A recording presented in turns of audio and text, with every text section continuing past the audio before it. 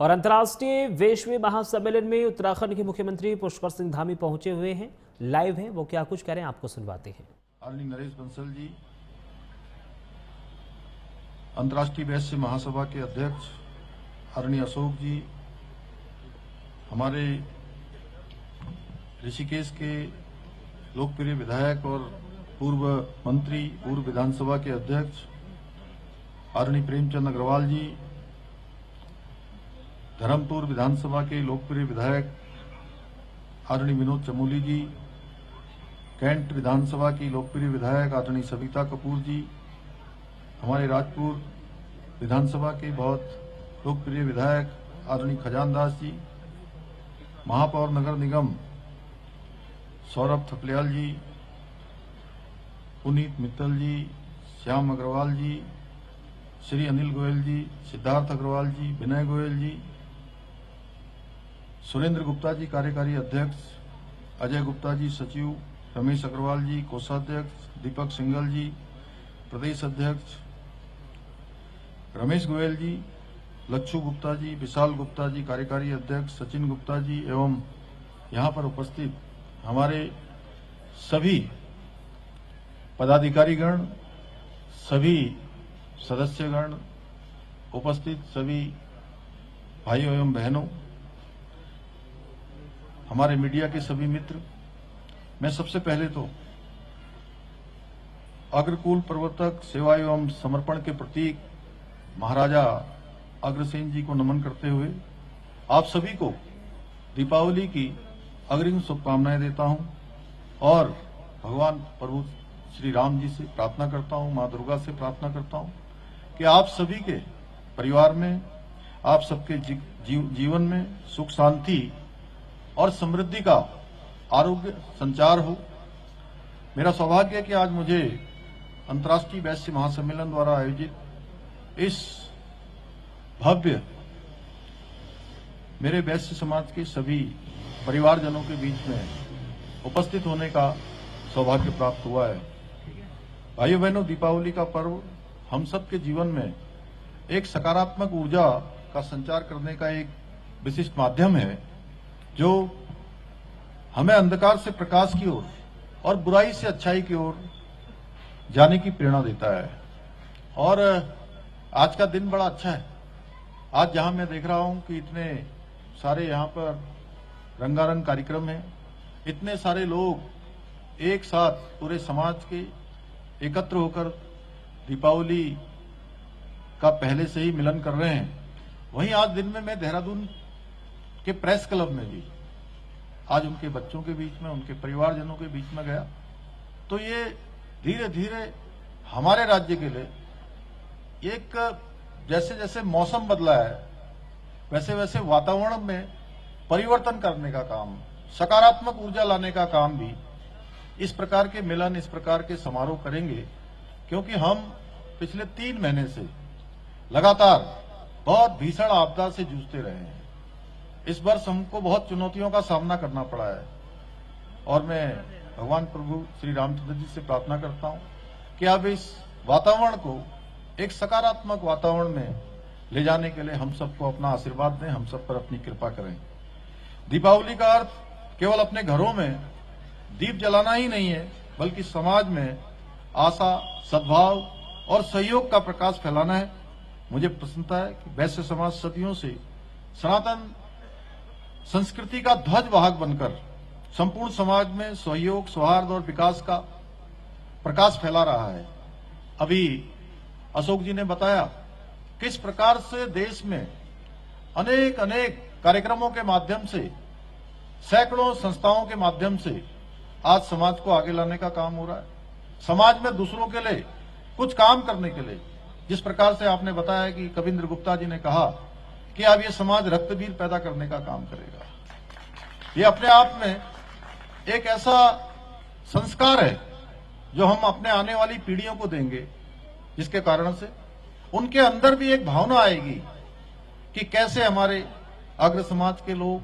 हमारे वैश्य समाज के लोग सदियों से, हजारों वर्षों से किस प्रकार से दूसरे लोगों के लिए, परमार्थ के लिए काम करते रहे हैं। हम महाराजा अग्रसेन का जीवन चरित्र देखेंगे, उनके द्वारा काम देखेंगे, उससे हमारी पीढ़ियां निश्चित रूप से प्रेरित होंगी। वैश्य समाज हमारे राष्ट्र की आर्थिक, सामाजिक और सांस्कृतिक शक्ति का प्रतीक है और हमारे शास्त्रों में कहा गया है, कृषि गौरक्ष वाणिज्यम वैश्य कर्म स्वभावजम, अर्थात खेती करना,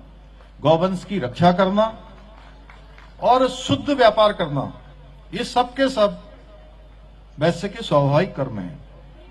भारत की अर्थव्यवस्था की आत्मा यदि कहीं बसती है तो हमारे व्यापारी समाज के श्रम, ईमानदारी और दूरदर्शिता में बसती है। प्राचीन काल में वैश्य समुदाय ने देश की सीमाओं से बहुत आगे जाकर भारतीय वस्त्र, मसाले, हस्तशिल्प और संस्कृति का प्रचार किया।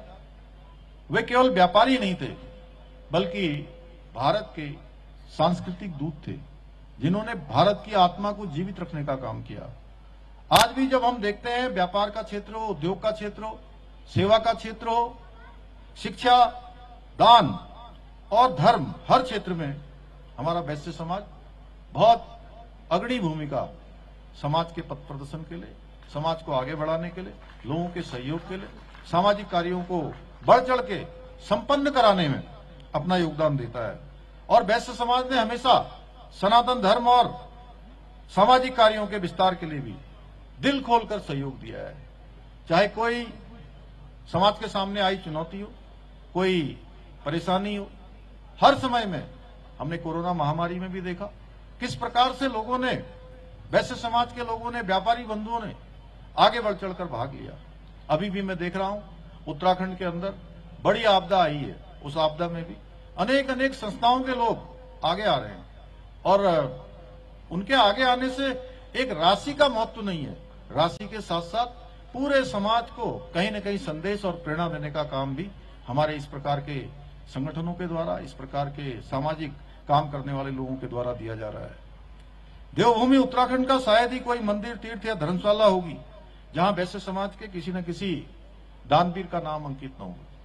कहीं पर भी हम देखते हैं तो निश्चित रूप से उनके योगदान को आज भी हम स्मरण करते हैं। मुझे प्रसन्नता है अंतर्राष्ट्रीय वैश्य महासम्मेलन इस मेले के माध्यम से न केवल व्यापार को प्रोत्साहित कर रहा है, बल्कि सामाजिक एकता, स्वदेशी उत्पादों के प्रोत्साहन, लोक संस्कृति के संरक्षण का कार्य भी कर रहा है। भाइयों बहनों, आदरणीय प्रधानमंत्री श्री नरेंद्र मोदी जी के कुशल नेतृत्व में आज जहां एक ओर हमारी पारंपरिक सांस्कृतिक परंपराओं के संरक्षण और उनके संवर्धन के लिए कार्य किया जा रहा है। हमारे